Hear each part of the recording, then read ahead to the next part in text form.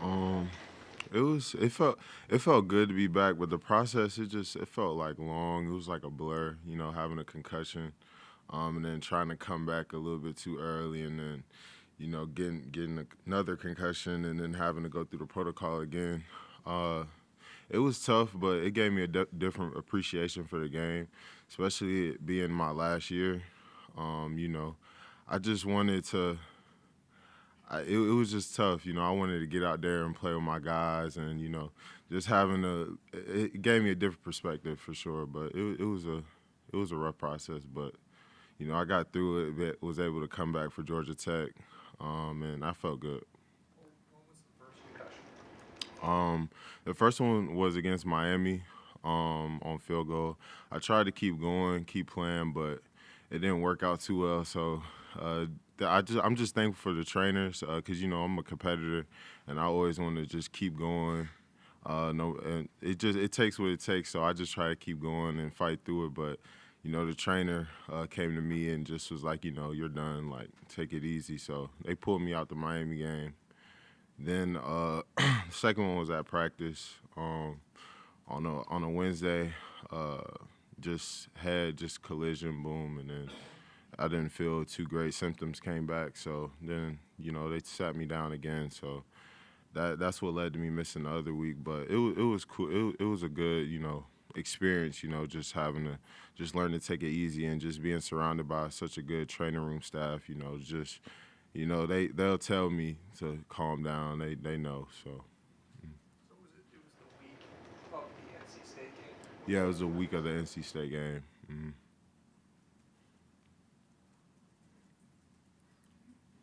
It's just to see the team go from 4-4 to 6-4, lock up bowl eligibility, 8-4 ahead of you, 9-4 ahead of you. How have guys kind of rallied in the locker room to get to this point? Really, we rallied well. We just try to not pay attention to the outside distractions. We knew there was a lot of people who like sold us out and didn't believe in us, but we believed in each other, and that's all that matters. We were able to become bowl eligible, and we've done that for consecutive years, and we take pride in that. And we just wanted to continue to keep growing, and we look forward to playing North Carolina this week. What about Drake May stands out to you? Oh my goodness. I literally just got done watching film on him. One thing I will say about him is he's a competitor. He's a dude. He makes plays with his feet. I mean, this guy's running after him, got him wrapped up, and he's throwing the ball, getting the ball off, completing, making touchdowns, making big plays. And, it's just exciting. He's an exciting guy to watch, and I can't wait to play against him on Saturday. What did y'all do last year to confuse them or get to them? Do you think maybe you got to them a little bit, and maybe that's why you struggled some in the red zone? Yeah, I feel like it was just like the pressure that we applied. We feel like if we could apply pressure to him, we could affect the game a lot. Um, just having to speed up his reads and his progressions, and I feel like we handled the tempo and things very well. Um, we handled the run game really well, and just really, it's really just having him contained, not letting him get out the pocket too much. So yeah. What have they done? I saw they had 508 yards against Miami. They obviously went up and down the field on Duke. Those are two of the best defenses in the league besides you guys. What have they done to really get after people and move the ball consistently? Really, I think it's just their tempo. They don't really do too much like pre-snap as far as movement.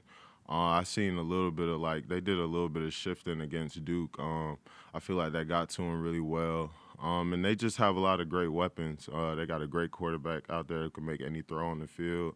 They got a powerful running back, great offensive line, and they got some great pieces on the outside. So I feel like it would be a great matchup for us, a great test for us. Top 10 offense versus top 10 defense. So it's gonna be exciting for sure.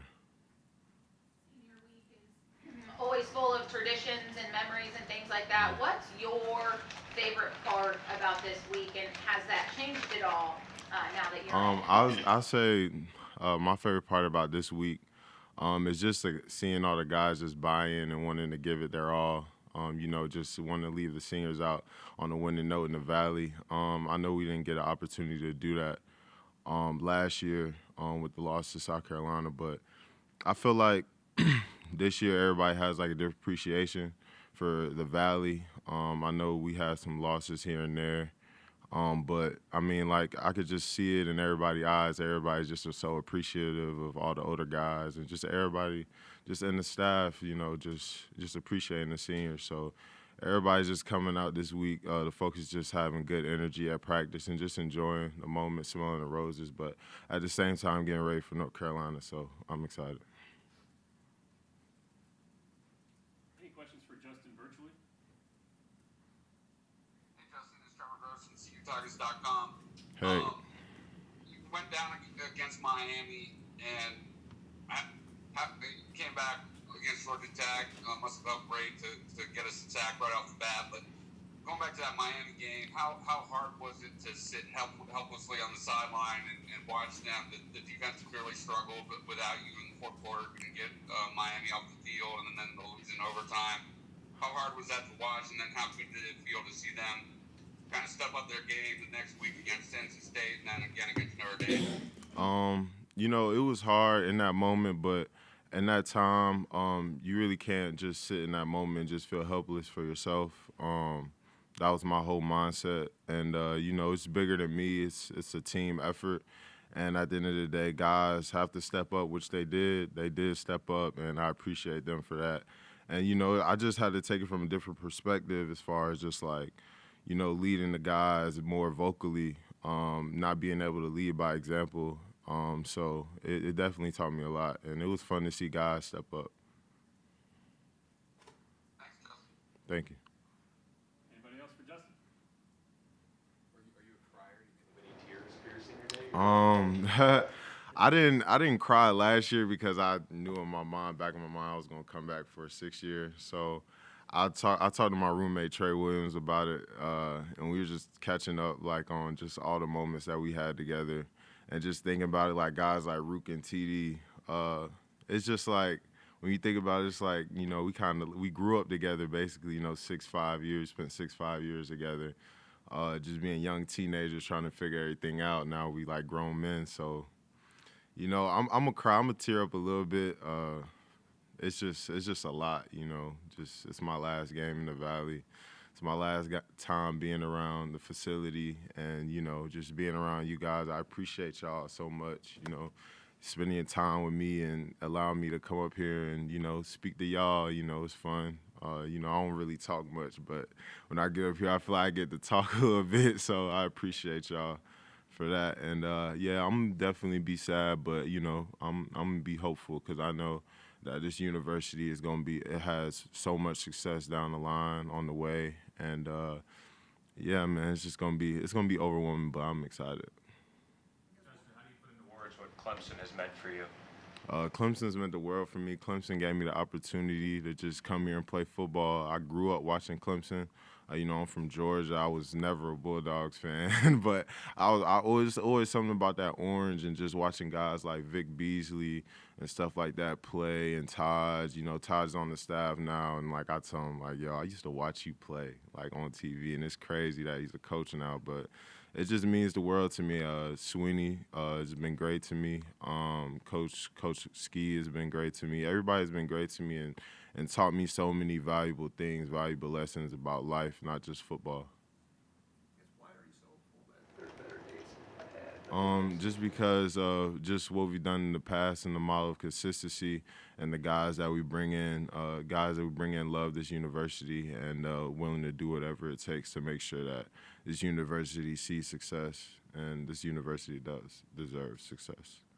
You mentioned TD and Rook, and Coach Sweeney was saying one of the things he was proud of is that the locker room never splintered, even though the offense was just clearly struggling with turnovers and things like that. The defense was playing at a very high level. I mean, why do you think, what is it about Rook, TD, yourself, that you guys didn't ever get to the point where you're pointing fingers? I feel like it's just the camaraderie just around the locker room. Like everybody, like we're really close, and we know that okay, mistakes were made, but it doesn't define us like as people. And we have the understanding of each other, and we know how to address each other about certain situations so that we can like be successful in the end, because it is a group goal. It's about the offense, defense, and special teams coming together and to make the dream work. And I feel like if we we just know how to communicate with each other and get certain points across so that we could be successful in the end. Yeah, let's talk about the guys that stay, that buy in, that are able to get their degree here, and how important that is to him.